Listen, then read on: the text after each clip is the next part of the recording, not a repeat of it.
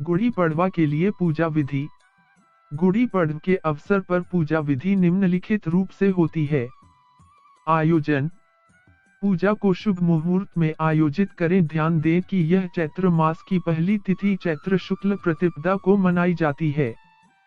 पूजा स्थल। पूजा स्थल को साफ सुथरा और पवित्र रखें। उसमें विशेष रूप से आरती और पूजा के लिए एक छोटी सी मंडप तैयार करें। गणेश पूजा। पूजा की शुरुआत गणेश जी की पूजा से करें। गणेश जी की मूर्ति के सामने दिया, धूप, अगरबत्ती, फूल और पूजा सामग्री रखें। लक्ष्मी पूजा। गणेश पूजा के बाद लक्ष्मी माता की पूजा करें। उनकी मूर्ति के सामने दीपक, धन्य, बतासा, सुपारी और सिक्के रखें। गुड़ी पूजन। यह त्योहार अपनी खास गुड़ी के साथ जुड़ा होता है। गुड़ी को उच्च स्थान पर लगाएं और उसकी पूजा करें। आरती। अंत में गणेश और लक्ष्मी की आरती करें और भगवान की कृपा और आशीर्वाद की प्रार्थना करें। प्रसाद। पूजा के बाद प्रसाद तैयार करें और उसे सभी को बांटें। गुड़ी पड़वा के अवसर पर बनाए जाने वाले प्रसाद कुछ ऐसे होते हैं जो स्वादिष्ट और पौष्टिक होते हैं। इसमें प्रसाद में बहुत सी चीज बनाई जाती हैं, जैसे पूरी और श्रीखंड। पूरी और श्रीखंड गुड़ी पड़वा के प्रसाद के रूप में बनाए जाते हैं। यह बहुत पसंद किया जाता है। पुरान पोली। पुरान पोली एक और प्रसिद्ध गुड़ी पड़वा प्रसाद होता है, जिसमें गुड़ और दाल की भरपूर मिठास होती है।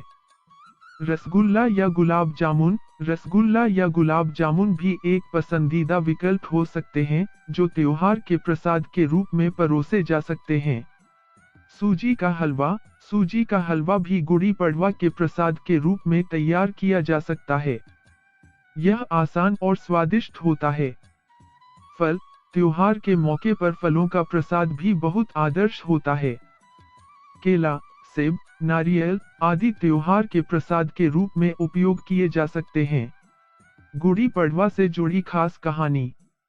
किसी समय की बात है, एक छोटे से गांव में राजा और उसकी रानी रहते थे। वे बहुत ही भगवान भक्त और अच्छे आदर्शों के लिए प्रसिद्ध थे। उनके राज्य में गुड़ी पड़वा के त्योहार का विशेष महत्व था।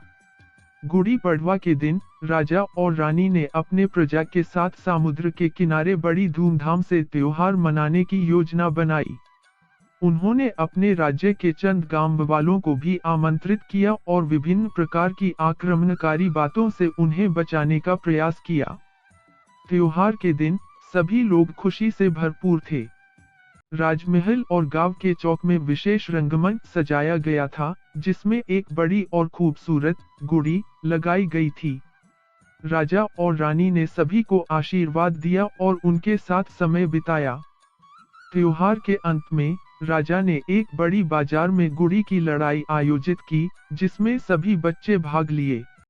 वे गुड़ी को लेकर अपनी तरफ आए और उसे उछलने लगे। जब उसकी बारी आई, वह गुड़ी को बांधकर उसे ऊंचे उछालने की कोशिश करता है, लेकिन वह सफल नहीं होता। यह दृश्य राजा को गुरु द्रोणाचार्य की कथा याद दिलाता है, जिसमें एक छोटे से युवक ने एक बड़े से योद्धा को हराया था।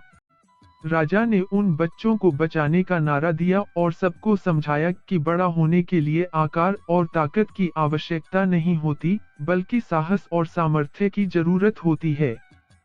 इस कहानी से सभी लोग यह सीखते हैं कि गुड़ी पड़वा का संदेश है, आवश्यकता है तो छोटे से आदमी भी बड़ा काम कर सकता है, सिर्फ उसकी मेहनत, साहस और संकल्प की आवश्यकता होती है।